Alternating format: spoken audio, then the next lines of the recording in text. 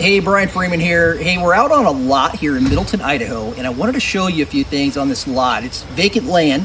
There was an old home on this lot, needs to be torn down, and I want to show you some of the considerations you would want to take in mind if you're actually buying this lot. So we're looking at it for a client right now to see if what they can do with it and if it'll work for them. So one of the things here is this thing's got a big long easement road. I mean, this is probably a quarter mile or more, maybe half mile, coming back in off the main road. And one of the things you need to look at is is there any improvements that have to happen on this road in order for the county, we're actually in the county of Canyon County here in this area, but we're in Middleton zip code. So what you got to make sure that the county's not going to require you to actually improve this easement road in order to build a home in here to get a building permit. So this particular lot actually has building permit available, which is great. But if you see, there's also some other lots in here that are potential builds that could get building permits. As soon as you exceed 2 on this particular road, what we found out that you're going to have to improve that road. It could be anywhere from $100,000 to $200,000 to actually improve this road. So significant cost.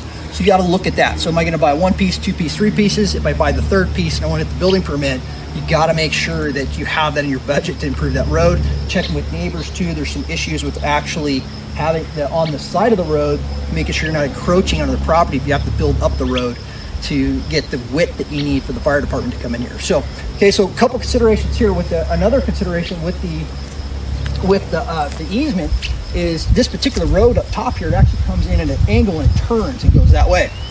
So when you look at a parcel map from aerial parcel map, it shows this easement is a straight easement coming through. It looks like it's about 40 feet wide.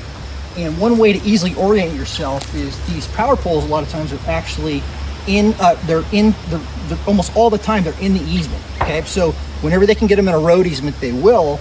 And this one here, if you go up here on there's multiple power poles here, if you stand between these power poles like this and look down and sight this, you can see that line of where that easement is at. So it's typically fairly close to that line, and then walk 40 feet. So on this property, if you're looking at it, there's a structure that's over here. So this is the old home that was here. It's got to be torn down, but the actual the easement comes and clips the corner of this old house. So this is not going to work because there's going to be a setback off of this easement, front yard setback that you're going to have to abide by for your building your structure. So you got to make sure that this is not where you want to put the house. It's not going to fit here. Plus it's low here too. So actually probably a better building site is up top, up here. So the other thing to look at too, if you turn around over here and you look up on this pole, you can see a transformer, this power transformer here. This is super good, right? So we have power that's on this property. You can see there's actually a drop coming off of it. They have it coiled up, or the other one's coiled on the other one. There's actually 3 of them on this property. But if you look back over here, this old home, Idaho Power, had already had a overhead drop coming to this house and had power on this at one point in time. So this thing's been deteriorating for years at this point right now. But the chance of getting power here almost 100% based on that right there. So we're going to look at the structure here right now. So the one consideration you want to have is that, hey, what am I going to spend to demo the existing structure? There's actually a barn on the back side too. We're not going to look at that, but it's back there as well. And if you come over this direction here, and you look in here, this place is destroyed inside here. It's just destroyed.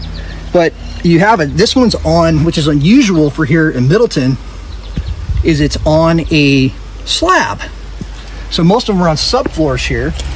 So you got to have in your budget to actually tear all this down, crush it, and then actually break out all the concrete and then get that out of here, or find a spot to put it in, fill an area with it. So this is something that you could add. You're going to want to add like $20,000 or more probably to demo this and the other structure that's in the back. And kind of walk around here, you can see the size of this structure here.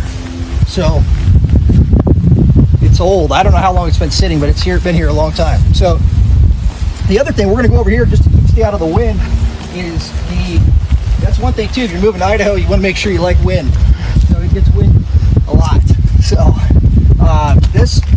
So one thing on this property is it's kind of, you can see that there's some roads that go around it, and you have, these are these are like irrigation roads that go around the property. They're not marked like we were talking about, as far as you want to make sure you get the corners marked, because those roads could be encroaching a little bit as far as the farmers that are going around the property. So you want to make sure you get that marked out.